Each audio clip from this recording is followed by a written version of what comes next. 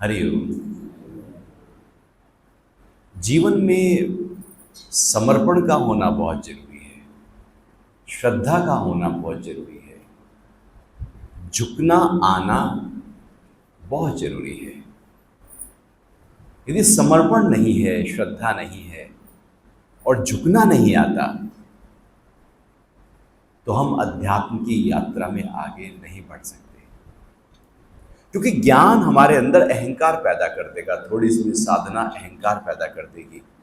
कुछ भी हम जैसे ही आध्यात्मिक प्रैक्टिस करना शुरू करेंगे, साथ साथ ये भाव आना शुरू हो जाएगा कि मैं कुछ करता हूँ, मेरे से कुछ होता है। चाहे आप 15 मिनट ध्यान ही करें, उस ध्यान का भी अहंकार हमारे अंदर आना शुरू हो जाएगा। आप गीता ही पढ़ें, अहंकार आना शुरू हो जाएगा। ये जो अहंकार है वैसे तो बहुत जरूरी है, अहंकार का होना जीवन के लिए बहुत जरूरी है। क्योंकि अहंकार का काम है आप जो हैं उसका परिचय आपसे कराना। आपका ये शरीर है, कौन बता देता है कि ये आपका शरीर है, ये आपका नाम है, ये आपका परिवार है, ये आपका घर है, ये आपका व्यापार है, ये आपका धन है, ये संबंध हैं। कौन है बैठा अंदर जो कहता है कि ये आपका है, ये मैं, ये मेरा और ये मेरे वाले हैं। यदि यही ना पता हो कि ये मेरा शरीर है तो शरीर का ध्यान कैसे रखिएगा। बच्चा जब बहुत छोटा होता है तो उसमें अंदर अहंकार अभी डेवलप नहीं होता, इसलिए शरीर का भी भान नहीं होता। वो अपने हाथ को आग में भी डाल लेता है, गिर भी जाता है, उल्टा सीधा कर्म भी कर लेता है। उसे पता ही नहीं है कि शरीर की रक्षा करनी है। शरीर की रक्षा का भाव अहंकार पैदा करता है। इसलिए जीवन की इस यात्रा में 24 तत्वों में अहंकार भी एक बड़ा ही महत्वपूर्ण तत्व है, जो कहता है कि ये मैं हूं, ये मेरा है और ये मेरे वाले हैं। तभी उनसे हम संबंध कर सकते हैं, तभी व्यवहार कर सकते हैं। अब यही ना पता हो कि मैं और मेरे वाले कौन हैं तो व्यवहार कैसे कीजिएगा। तो प्रकृति ने हमारे अंदर अहंकार डाला हमारी सुरक्षा के लिए, हमारी रक्षा के लिए। लेकिन जब हमारी सारी ऊर्जा केवल उस अहंकार में जाकर अटक जाए, ये मैं हूं, ये मेरा है, ये मेरे वाले हैं, मेरे पास इतना धन है, इतनी कीर्ति है, वो अहंकार अब विकृति का रूप ले लेता है, वो बीमारी का रूप ले लेता है, वो विकार बन जाता है। एक सीमा तक अहंकार सुरक्षा दे रहा था, एक सीमा के बाद वही अहंकार सबसे ज्यादा खतरनाक हो जाता है। जैसे एक सीमा तक भोजन बहुत अच्छा है, ठूस ठूस के खा लेंगे तो वही खराब है। एक सीमा तक नींद बहुत अच्छी है, सोते ही रह जाएंगे तो वही खराब है। हर चीज सीमा तक अच्छी है, उसके बाद वह विकार बन जाती है, बीमारी बन जाती है। ठीक ऐसे ही अहंकार एक सीमा तक बहुत अच्छा है, जो सबको होता ही है, प्रकृति से आया है, होगा ही होगा। वो एक एनर्जी है जो सुरक्षा कर रही है। लेकिन जब वो एनर्जी इम्बैलेंस होकर बहे तो उसको अहंकार कहते हैं, उसको विकार कहते हैं, अभिमान कहते हैं। ये जो अहंकार है जो इम्बैलेंस होकर बहा, आपने थोड़ी सी साधना की, थोड़ा सा अभ्यास किया, थोड़ा सत्संग किया, थोड़े शास्त्र पढ़े, ये जो अहंकार है अब कुछ विशेषता का भाव ले आएगा कि मैं कुछ विशेष हो गया। थोड़ा सा धन आया, ये अहंकार बड़ा हो गया, मैं कुछ हो गया। थोड़ा सी चर्चा हुई, गलियों में हमारी कीर्ति हुई, ये अहंकार थोड़ा और बढ़ा। किसी रिश्तेदार ने हमारी तारीफ कर दी, ये अहंकार और बढ़ा। अपने संबंधों में थोड़ा सा ज्यादा हम आगे निकल आए तो ये अहंकार थोड़ा और बढ़ा। ये अहंकार ऐसे ही बढ़ता चला जाता है।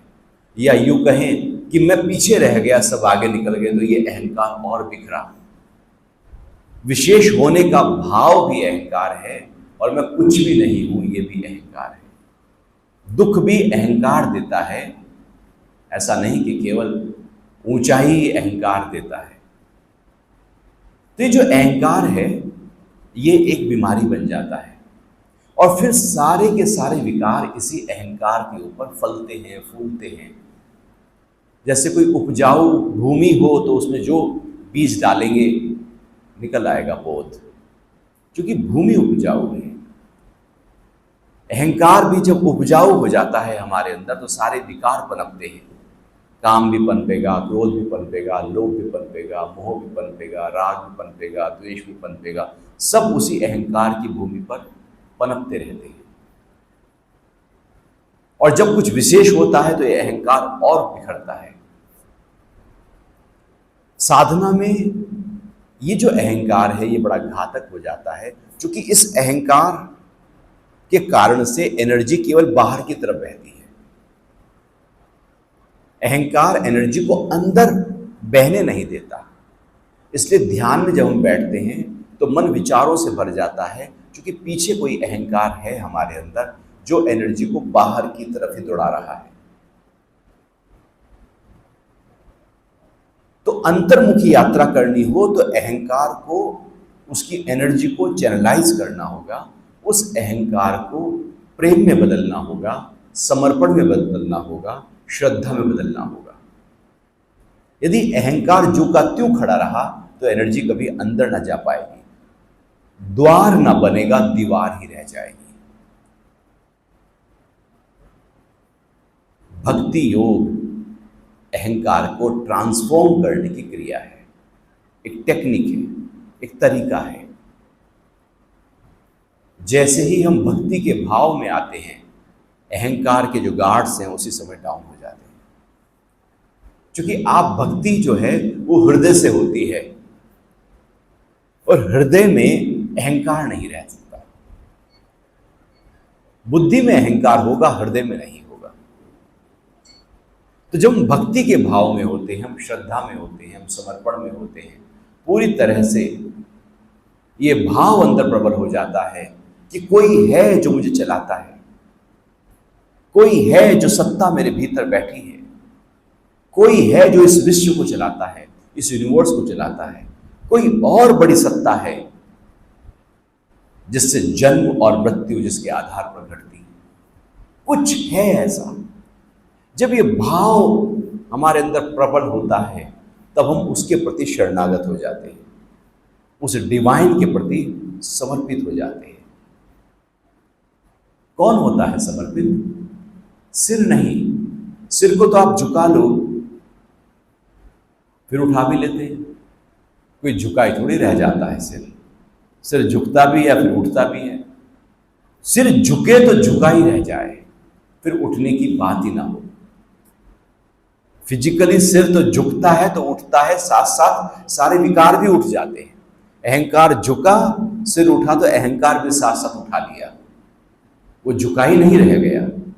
लेकिन भक्ति एक ऐसा मार्ग है कि जहां पर सिर झुका परमात्मा के आगे तो झुका ही रह गया, अब उठने की संभावना ही खत्म हो गई, क्योंकि एनर्जी जो है वो ट्रांसफॉर्म हो रही है, समर्पित हो रहे हैं। भक्ति में केवल प्रभु होते हैं। एक होता है भक्त, एक है भगवान, और इनके बीच में यदि कोई सूत्र है, कोई ब्रिज है तो वो है भक्ति, जो दोनों को कनेक्ट करती है। भक्त को, भक्त तब भक्त होता है जब उसके अंदर भक्ति प्रकट होती है। जैसे ही भक्ति समर्पण का भाव प्रकट होता है और लिंक जुड़ती है भगवान से, तो वह भक्त हो जाता है। बगुला भक्त बहुत होते हैं, मुंह में राम बगल में चूड़ी।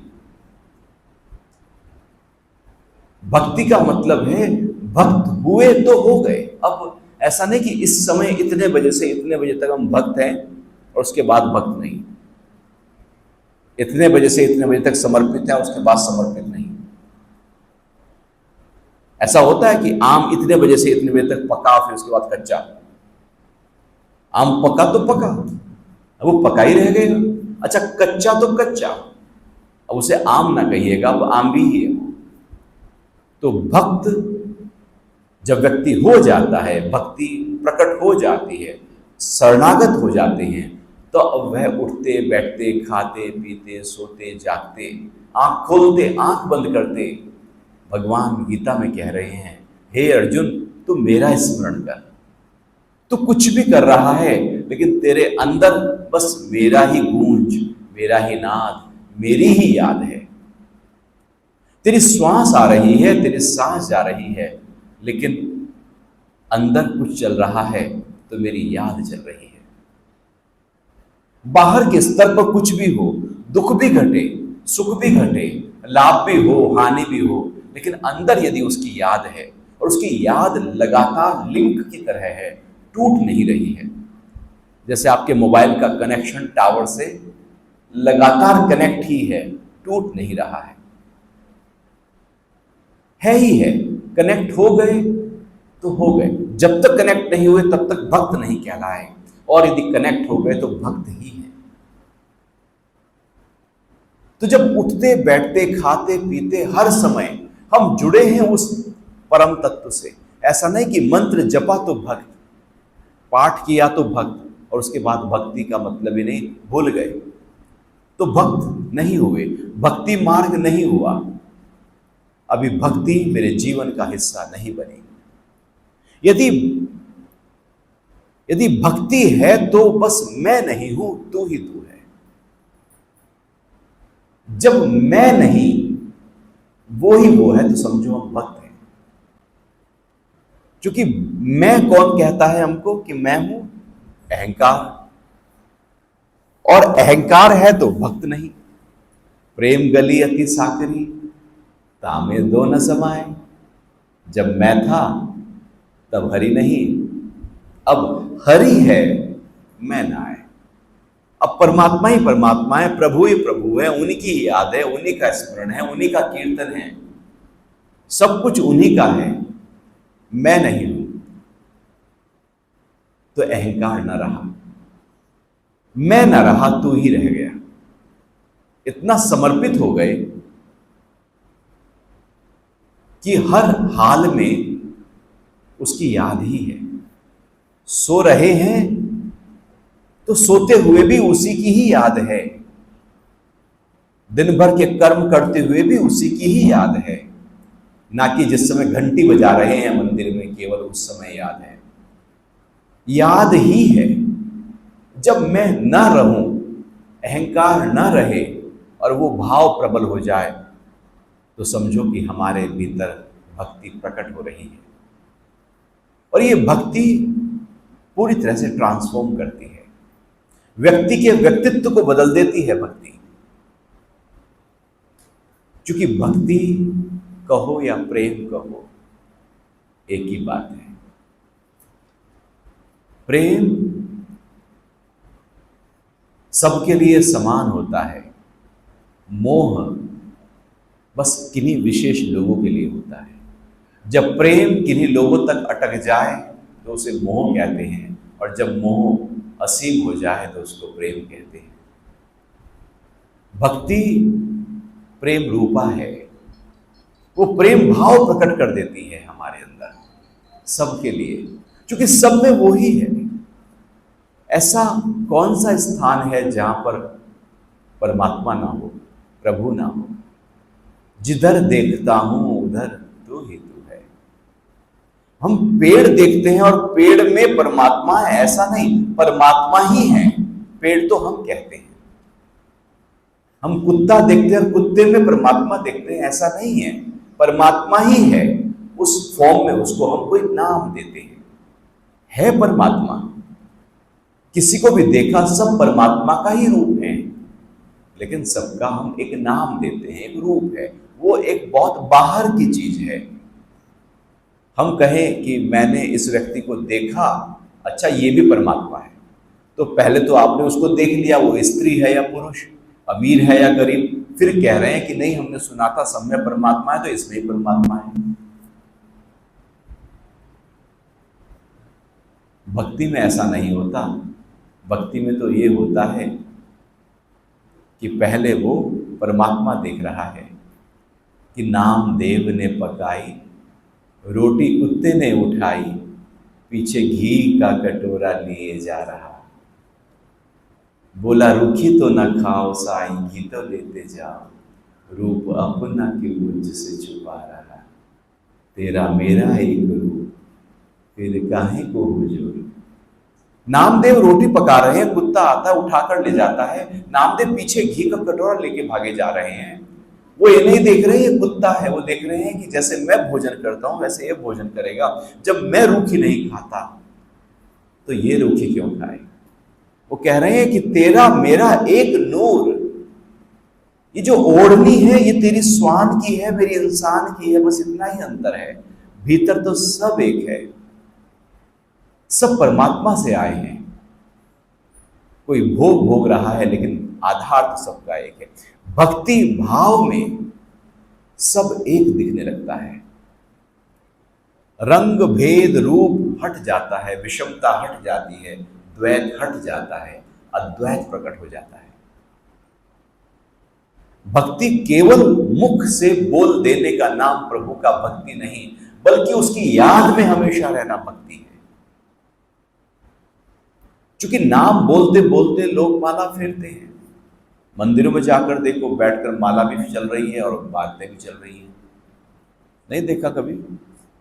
माला भी चल रही है और तेरी बहू ने क्या किया था, तेरी सास ने क्या किया था, वो सब चल रहा है। और भी चल रहा है, माला भी चल रही है, माला की गिनती भी चल रही है, ख्याल भी चल रहे हैं, इसके बाद क्या करना, इससे पहले क्या किया था, सब चल रहा है। पूरा व्यापार चल रहा है और नाम जपन भी चल रहा है। वो तो एक आदत हो गई। हनुमान चालीसा याद कर लिया, हनुमान चालीसा रट रहे हैं, बोल रहे हैं, नहा भी रहे हैं, हनुमान चालीसा भी चल रहा है, कुछ ख्याल भी चल रहा है, बहुत कुछ चल रहा है। वो तो एक रट हो गया, ऐसे ही हो गया कि जैसे टेप रिकॉर्डर में कोई गाना ऑन कर दिया और वो चल रहा हो। ऐसे ही हमारे अंदर भी मसल्स मेमोरी होती है, वो कुछ लर्न कर लेती है। जब आप उसकी याद करते हैं, आप उसका बटन ऑन करते हैं, वो मेमोरी बस वो बोलना शुरू कर देते हैं। जैसे पहाड़े हैं, बचपन में याद किया था, 2 का पहाड़ा सुनाओ तो आप एकदम उसी में आ जाएंगे। 2 एकम 2, 2 दूनी 4, 2 तिया 6। क्योंकि वो याद इतना डीप में चला गया कि अब वो आपका कहीं मेमोरी का हिस्सा बनकर बैठ गया। हमारे मंत्र, हमारी पूजा, हमारा पाठ कहीं मेमोरी का हिस्सा बनकर बैठ गया। वो मेरे व्यक्तित्व का, मेरी एनर्जी का हिस्सा नहीं बना, बल्कि किसी मेमोरी का हिस्सा बना। जब उसको याद किया तो आपने बोलना शुरू कर दिया, बाकी वो कहीं छुप गया। मेमोरी का हिस्सा ऐसे बने कि मैं ना रहूं, वो ही रह जाए, उसे भक्ति कहते हैं।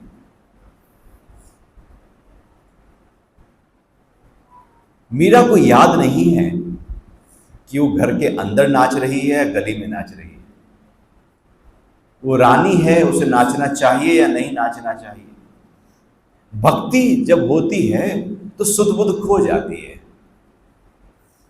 क्योंकि सब एक हो गया। बुद्धि के गार्ड्स डाउन हो जाते हैं, हृदय फैल जाता है, हृदय खुल जाता है।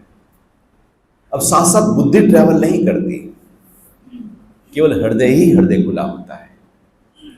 बुद्धि तो बहुत बाहर की चीज है, जो जगत के लिए बनी है, जो तुलना करती है, जो निर्णय लेती है, अच्छा बुरा बताती है, उसका काम बुद्धि का है। वो बाहर की तरफ गति करती है, हृदय अंदर की तरफ गति करता है।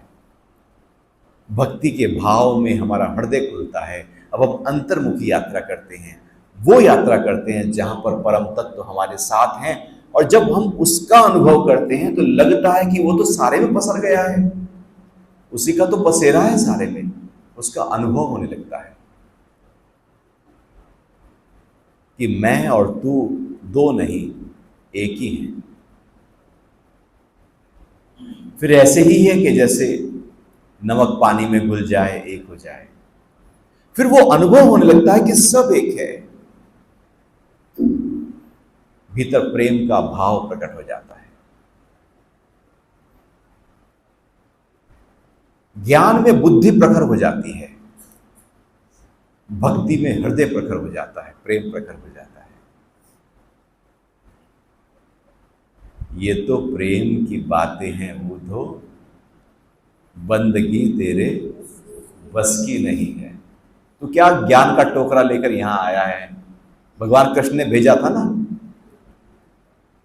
ये क्या राधा और गोपियां प्रेम प्रेम की गान करती रहती हैं, जाओ इन्हें ज्ञान सुना कर आओ। क्योंकि उद्धव को अहंकार हो गया था अपने ज्ञान का। तो चला ही था कि वहां पर सब जगह प्रेम ही प्रेम बरस रहा है, हवाओं में, पेड़ों में, लताओं में उसको लग रहा है कि प्रेम ही प्रेम बरस रहा है। क्योंकि हृदय जब खुलता है तो सब एक हो जाता है, बुद्धि भेद करती है, तोड़ती है, हृदय एक कर देता है। भक्ति के माध्यम से व्यक्ति का हृदय खुल जाता है, फूल की तरह। अब उसमें से समता की सुगंध आती है, प्रेम की सुगंध आती है। ज्ञान हो और भक्ति ना हो तो बेकार, भक्ति हो और ज्ञान ना हो तो कई बार भक्ति भालू भक्त बना देती है। भालू भक्त होता है ना, एक व्यक्ति था, उसके पास एक भालू था। तो भालू जो है वो अपने मालिक की खूब सेवा करता, खूब ध्यान रखता। अब भालू ही है। एक बार मालिक दूसरे गांव जा रहा था, रास्ते में जंगल था, भालू को भी साथ साथ लेकर जा रहा था। दोपहर हो रही थी, थक गए थे, मालिक ने कहा थोड़ा लेट जाता हूं। भालू पास में बैठ गया सुरक्षा के लिए, भक्त है। अब एक मक्खी उड़ती हुई आई और मालिक के मुंह पे बैठी। मालिक ने हाथ किया, ऐसे उड़ गई, फिर मक्खी आ गई, फिर मालिक ने हाथ किया। उसकी नींद डिस्टर्ब हो रही थी, भालू देख रहा था, भालू उड़ाने लगा मक्खी। भालू को लगा कि यार मेरे मालिक की नींद डिस्टर्ब होती जा रही है, ये तो ठीक नहीं है, इस मक्खी को छोड़ूंगा नहीं। तो उड़ाने लगा, मारने की कोशिश करने लगा, लेकिन वो मक्खी हाथ ही ना आए। वो जाके मक्खी नाक पे बैठ गई मालिक के। तो भालू ने कहा इस बार तो छोड़ूंगा ही नहीं। लिया एक बड़ा सा पत्थर और दे के मारा मक्खी के ऊपर। मक्खी तो उड़ के भाग गई।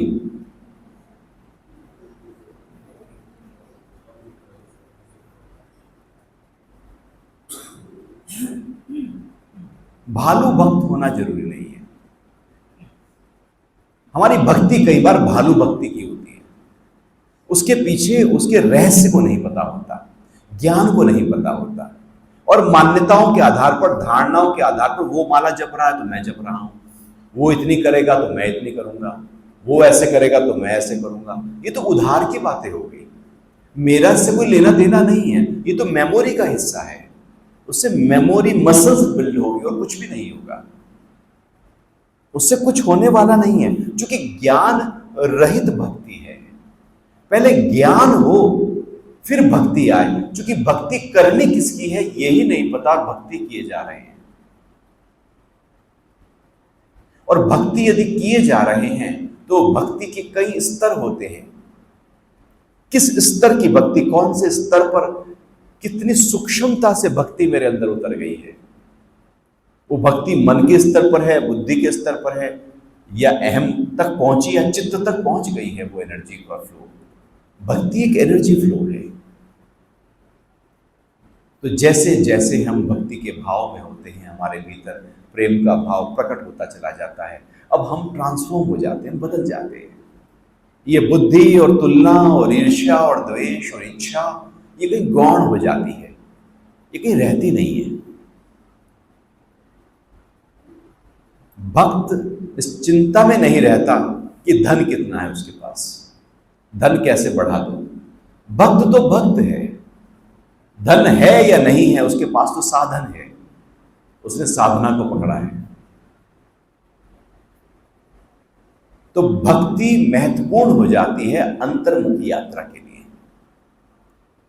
तो शुरू में हम कुछ समय के लिए समर्पित होकर जब ध्यान में बैठते हैं और श्रद्धा के भाव से बैठते हैं, तो गीता कहती है श्रद्धावानम लभते ज्ञानम। श्रद्धावानम लभते ज्ञानम। श्रद्धा जैसे जैसे बढ़ती जाएगी, ज्ञान वैसे वैसे हमारे अंदर उतरता जाएगा। क्योंकि ज्ञान भी आपके कान नहीं सुनते, आपका मन नहीं सुनता, आपकी बुद्धि नहीं सुनती, आपका अहंकार नहीं सुनता, आपके भीतर बैठी श्रद्धा ज्ञान सुनती है।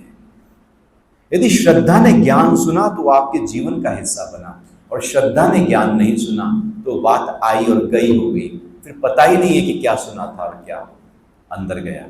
क्योंकि श्रद्धा नहीं थी तो ज्ञान सुना भी तो वो शब्द है, ज्ञान नहीं।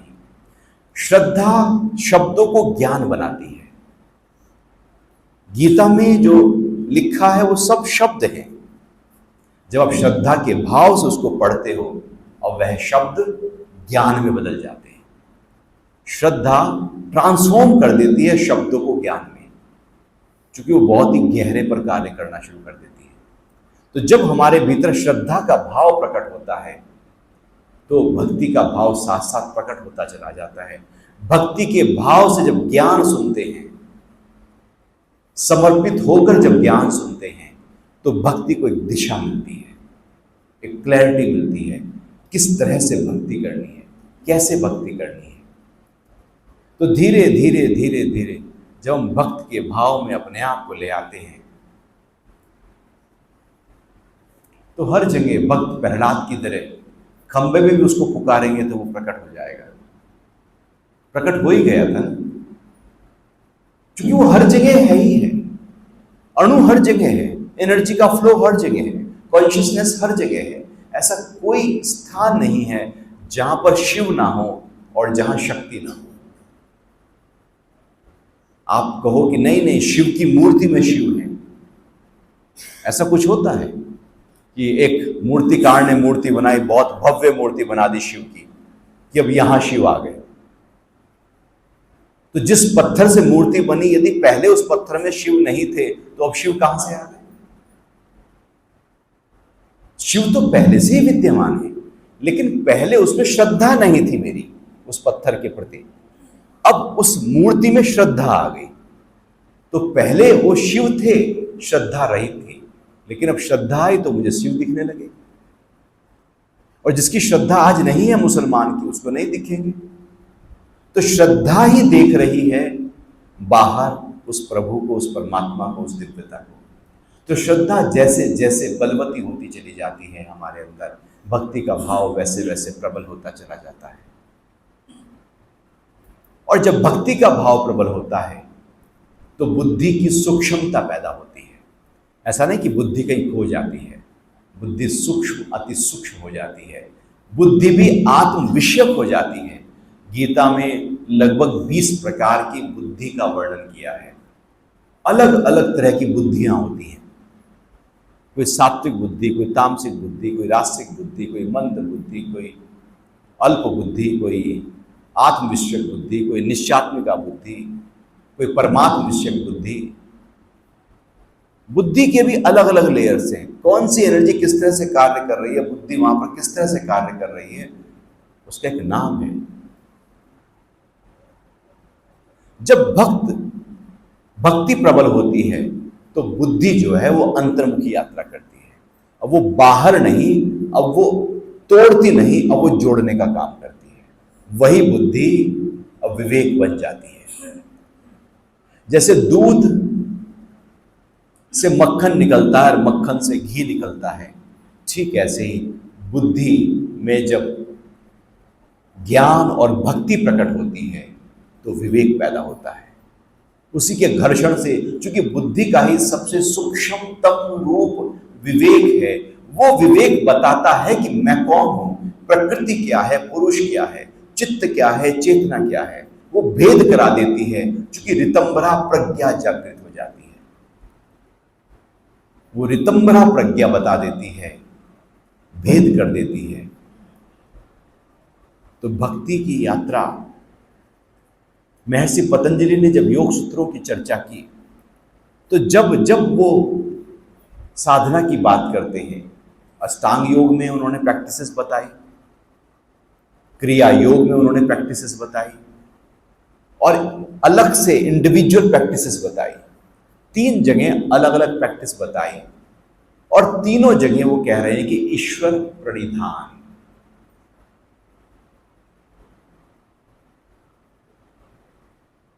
ईश्वर परिधान। क्योंकि योग का जो मार्ग है वो समर्पण का मार्ग है, वो अप्रयास की साधना है, प्रयास की साधना नहीं है, कुछ करने की साधना नहीं बल्कि न करने की साधना है। अष्टावक्र गीता कहते हैं अप्रयास, क्योंकि सारी समस्या कुछ करने की है। मन कुछ करने पे लगा हुआ है, शरीर कुछ कर रहा है, बुद्धि कुछ कर रही है। ध्यान में हम क्या करते हैं, जो कुछ हो रहा है उसको क्या करते हैं, अनकिया करते हैं, कुछ नहीं हो। ईश्वर के प्रति समर्पण का भाव अंदर की यात्रा, अंदर का द्वार खोलता है। ईश्वर प्रणिधाना द्वार कह रहे हैं कि समाधि की सिद्धि यदि चाहिए तो ईश्वर के प्रणिधान से हो सकती है। अष्टांग योग बताया, अष्टांग योग में 8 अंग है, यम, नियम, आसन, प्राणायाम, प्रत्याहार, धारणा, ध्यान, समाधि। यम में कहा अहिंसा, सत्य, अस्तेय, ब्रह्मचर्य, अपरिग्रह, यम के 5। जब नियम की बात करते हैं तो वो कहते हैं शौच, संतोष, तप, स्वाध्याय और ईश्वर परिधान। तो अष्टांग योग में ईश्वर परिधान कहा। फिर एक अलग प्रैक्टिसेस की बात कर रहे हैं पतंजलि, क्रिया योग। क्रिया योग में केवल 3 प्रैक्टिस होती हैं, तप, स्वाध्याय और ईश्वर परिधान। और एक अलग प्रैक्टिस, इंडिविजुअल प्रैक्टिस की एक प्रैक्टिस करेंगे तो उसमें कह रहे हैं, एक लिस्ट है, उसमें कह रहे हैं कि केवल ईश्वर परिधान कर लो, केवल समर्पण का भाव ले आओ अपने अंदर, केवल भक्ति का भाव उस परम पिता परमात्मा के प्रति प्रकट कर दो, शरणागत हो जाओ, ध्यान में बैठो तो मैं नहीं हूं, मैं ना करके बैठ जाओ। मन भागता क्यों है ध्यान में? क्योंकि मैं कुछ हूं, मेरी कोई चिंता है, मेरा कोई दुख है, मेरा कोई भय है, मेरा कोई व्यापार है, मेरा कोई परिवार है, उसी के थॉट्स आते हैं। मैं ही नहीं हूं तो उसके एक्सटेंशन के थॉट्स कैसे आएंगे? तो जैसे जैसे समर्पण का भाव ईश्वर के प्रति होता चला जाता है, योग जीवन में प्रकट होने लगता है, वो आध्यात्मिकता जीवन का हिस्सा बन जाती है। फिर माया नहीं, हम मायापति को पकड़ते हैं, और जब उसके प्रति हम प्रबल भाव रखते हैं तो जो बाहर है, जो धन है, जो व्यापार है, जो परिवार है, उसकी संभाल भी हम ऐसे ही करते हैं कि जैसे उसका है। बैंक में जब आप कैशियर को देखते हैं, वो कैश पूरा काउंट करता है, तो उसको ये लगता है कि ये सारा कैश मेरा है। वो तो कैशियर है, उसका नहीं है। एक धर्मशाला है, उसमें जो मैनेजर है उसे लगता है कि ये धर्मशाला मेरी है। नहीं, धर्मशाला उसकी नहीं है। एक ट्रस्ट है, उसमें कुछ है, उसे लगता है कि ये मेरा है। नहीं, ये ट्रस्ट का है, व्यक्ति का नहीं है। ऐसे जो भी आपका पास है, चाहे वो घर हो, अब हम कहें घर मेरा, अच्छा घर से पूछो, वो कुछ कहता है? हम ही पकड़ते हैं घर को। घर क्या हमें पकड़ता है कभी? घर कहता तुम नहीं हो, कोई और आएगा। आप नहीं दे देते अपने घर को किराए पर तो कोई और आ जाता है, फिर किराएदार आगे किराएदारी में चढ़ा देते हैं घर। घर में जो रह रहा है, घर नहीं पकड़ता, हम पकड़ते हैं। आप अपनी कार को पकड़ते हैं, ये मेरी है, या कार आपको पकड़ती है, ये मेरा है। हम ही वस्तुओं को पकड़ते हैं, हम ही पदार्थ पकड़ते हैं, हम ही धन पकड़ते हैं। धन थोड़ी पकड़ लेता है, हम ही हैं जो पकड़े जा रहे हैं जगह जगह, हर चीज को, हर संबंध को हम पकड़ते हैं। ये संबंध बिगड़ ना जाए, इसको मैनेज करना है, कुछ ले दे के कर लेते हैं। संबंध को हम पकड़ते हैं, व्यापार को हम पकड़ते हैं, हम सब चीज पकड़ रहे हैं, हर जगह से पकड़ रहे हैं। वो एक व्यक्ति लेकर जा रहा था ना गाय, तो कहने कहाँ जा रहे हो? कि नहीं गाय को लेकर जा रहा हूं। गाय को बांधा हुआ था, गाय के गले में रस्सी थी, हाथ में कस के पकड़ा हुआ था। तो उसने कहा, इस गाय ने तुम्हें पकड़ा है या तुमने गाय को पकड़ा है? कहने, कैसी बात कर रहे हो, मैंने पकड़ा है गाय को। कहने, कैसे? देखो मैंने पकड़ा हुआ है गाय को, ये छोड़ दे, गाय को छोड़ दे, रस्सा छोड़ दे, गाय भाग जाएगी। यदि तेने पकड़ा है गाय को तो फिर तू पीछे नहीं जाएगा, और यदि गाय ने यदि तुझे पकड़ा है तो तू पीछे भागेगा। तो गाय छोड़ दी, वो पीछे भागा। तो गाय ने उसे पकड़ा था या उसने गाय को पकड़ा था? व्यक्ति पकड़ रहा है, हम पकड़ रहे हैं चीजों को। जीवन में ये पकड़ने की क्रिया बंधन है और कोई बंधन नहीं। पकड़ो नहीं, संबंध है अपनी जगह है, घर है अपनी जगह है, धन है अपनी जगह है, पद है अपनी जगह है प्रभु की कृपा से मिला है। पकड़ो नहीं, जैसे कैशियर है ऐसे ही आप भी हो जाओ। पकड़ो नहीं, जैसे दाई होती है वो ये थोड़ी कहती है कि मेरा बच्चा है, बस वो सेवा कर रही है। आपको मिला है, आप कस्टोडियन हो, आपको मिला है कुछ रख रखाव करने के लिए, घर, पद, नौकरी, पेशा, कि इसकी संभाल करो, बस आप उतना करो, उसको पकड़ो नहीं। ये जो पकड़ने की क्रिया है, ये बांधने की, और आप केवल और केवल किए जा रहे हो और पूरे भक्ति भाव से किए जा रहे हो, तो सब कर रहे हो लेकिन कहीं आप बंध नहीं रहे। तो भक्ति का भाव हमें कहीं बंधने नहीं देता। बंधन कहीं बाहर नहीं होता, बंधन मेरे मन में होता है। आप ही बताओ, चीजों को मन से बांधते हैं या फिजिकली बांधते हैं?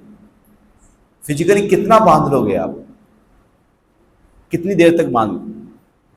अच्छा, इस शहर में आए, ऋषिकेश में आए, दिल्ली से आए, आपने अपने घर को फिजिकली पकड़ा हुआ है इस समय या मेंटली पकड़ा हुआ है? अपने धन को फिजिकली पकड़ा है या मेंटली पकड़ा है? आप चीजों को फिजिकली पकड़ते हैं या मेंटली पकड़ते हैं? पकड़ कहां से है, फिजिकली है या मेंटली है? यहां से है सारी पकड़, और यहां से पकड़ छोड़ दो, घर कहीं भाग जाएगा। यहां से पकड़ यदि छोड़ दी तो घर कहीं चला जाएगा, धन कहीं चला जाएगा, परिवार कहीं चला जाएगा, या वहीं रहने वाला है?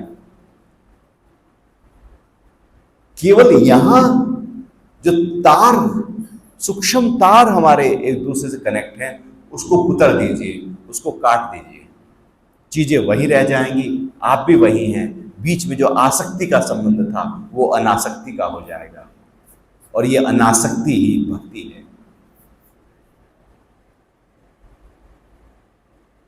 तो जैसे जैसे हमारे अंदर भक्ति का भाव प्रबल होता चला जाता है, हम वैसे वैसे ट्रांसफॉर्म होते चले जाते हैं, हल्के होते चले जाते हैं। अहंकार नहीं रहता है। अभी के अहंकार कह रहा था मैं हूं, फिर कहता है मैं ही तो हूं। फिर भगवान कृष्ण का विराट स्वरूप आ जाता है, कहां नहीं हूं मैं, हर जगह मैं ही तो पसर गया हूं। जहां जो बेस्ट है वहां मैं हूं, ऐसा कुछ भी नहीं जहां मैं नहीं। क्योंकि अब अहंकार की जो सीमाएं थी, बाउंड्रीज थी, वो टूट गई, वो ढह गई। ऐसे ही है कि जैसे आप बंद कमरे में हो, दीवार बाउंड्री है, और आप खिड़की से झांको, अब आपको दूर तक आकाश दिखने लगा है। रास्ते की जो रुकावट यदि हटे तो आप असीम को अनुभव कर सकते हैं। यदि रुकावट आ जाए तो सीमा में हम आ जाते हैं। तो मैं सीमा है, जैसे समर्पण का भाव आता है, मैं ही तो हूं, ये भाव प्रकट हो जाता है, हम असीम हो जाते हैं।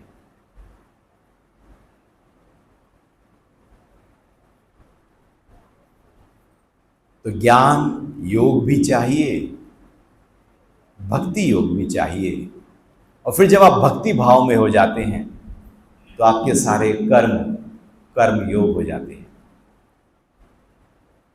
कुछ भी कर्म करोगे सब निष्काम है, कहीं कोई सकाम रहा ही नहीं। आपका व्यापार निष्काम हो जाएगा, आपके परिवार की देखभाल भी निष्काम हो जाएगी, क्योंकि उसके पीछे ये भाव है कि मेरा नहीं है, ये तो उसका है, मैं तो संभाल रहा हूं, कस्टोडियन हूं। जो सामने आता है कर्म हो जाता है। कोई इच्छा नहीं है, कोई वासना नहीं है, कोई आसक्ति नहीं है, कोई अहंकार नहीं है, और फिर कर्म हो रहा है, उसकी याद में रहकर कर्म हो रहा है, निष्काम हो रहा है। तो भक्ति का भाव हमारे अंदर प्रबल होना चाहिए। जब भी ध्यान में बैठो तो पहले समर्पित हो जाओ उस परम सत्ता के प्रति। मैं नहीं हूं, वो ही है, ये भाव प्रबल करो। मैं कुछ ना, बस तू ही तू है, मैं नहीं हूं, ये भाव अंदर से प्रबल करो और फिर ध्यान में बैठो। आप पाओगे कि आपका ध्यान गहरा हो रहा है। आप पूजा के लिए बैठो, पहले ये प्रबल करो, मैं कुछ नहीं हूं, तू ही तू है। आप पाओगे कि आपकी पूजा, आपकी प्रार्थना, आपकी उपासना अब बेहतर हो रही है। मन काफी हद तक गहरे में उतर रहा है, क्योंकि आपने पहले ही अहंकार के गार्ड्स को डाउन कर दिया है। तो जैसे जैसे भक्ति का भाव प्रकट होता चला जाता है, हम उस परम तत्व के नजदीक होते चले जाते हैं, हम एक होते चले जाते हैं, और फिर हमारे द्वारा हर कर्म योग बन जाता है। कोई भी कर्म अब बांधता नहीं है, कुछ भी नहीं बांधेगा। भक्ति के भाव में रहने से, प्रारब्ध से जो भी सुख आएगा, दुख आएगा, तेरे से आया है, उससे आया है, प्रारब्ध से आया है। आप उसको एज इट इज भोग लेंगे, उसमें आप सुख दुख नहीं जोड़ेंगे, एज इट इज भोग लेंगे। और ज्ञान के माध्यम से जब जान लेंगे कि मैं आत्म भाव हूं, ये चित्त मैं नहीं, ये नाम, ये पद, ये रूप, ये प्रतिष्ठा मैं नहीं, मैं तो चेतना हूं। जैसे ये भाव प्रबल होगा, संचित संस्कार डिजॉल्व हो जाएंगे। तो ज्ञान से संचित कर्म डिजॉल्व हो जाएंगे, भक्ति से प्रारब्ध डिजॉल्व हो जाएगा, और कर्म योग से क्रियमाण डिजॉल्व हो जाएंगे। तीनों के तीनों कर्म एक साथ डिजॉल्व हो जाएंगे। फिर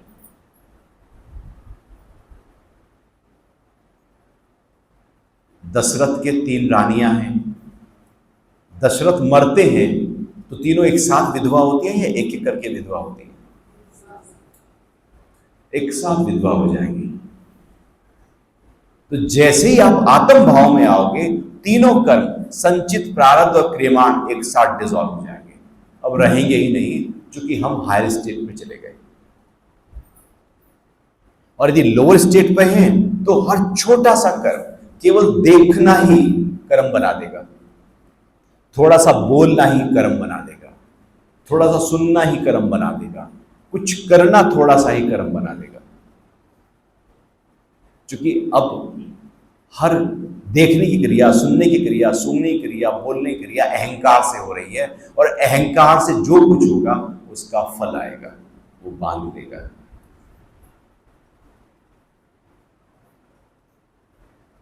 तो अभी थोड़ी देर के लिए आराम से बैठते हैं।